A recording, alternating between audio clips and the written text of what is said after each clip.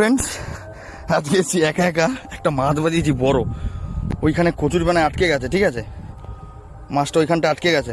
দেখো আমি একা, কেউ নেই আশেপাশে, শুধু একটা দাদু হাত চিপে মাছ ধরছে। আর লোকেশনটা একবার দেখে নাও, ঠিক আছে। আর এখানে দেখো রড, দেখো পুরো বেঁকে গেছে, ওইখানটা মালটা আটকে গেছে। তো কি করব ভেবে বুঝতে পারছি না।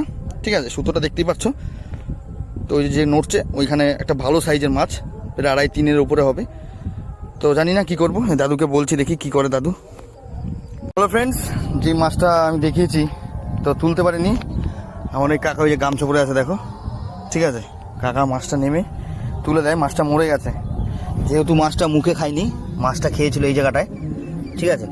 মাছটার একবার সাইজটা দেখো তো ফ্রেন্ড, একদম কড়া সাইজ, প্রায় 3 উপরে হবে, দেখতে পাচ্ছ। তো এটা হলো আমার লোকেশন। আজকে আমি একা এসেছি, আর কাকা ছিল বলে মাছটা তুলতে পেরেছি, না হলে সেটাও তুলতে পেতাম না। তো ফ্রেন্ড, ভিডিওগুলি ভালো লাগে থাকলে লাইক ও কমেন্ট একটু শেয়ার করতে ভুলবে না। টাটা।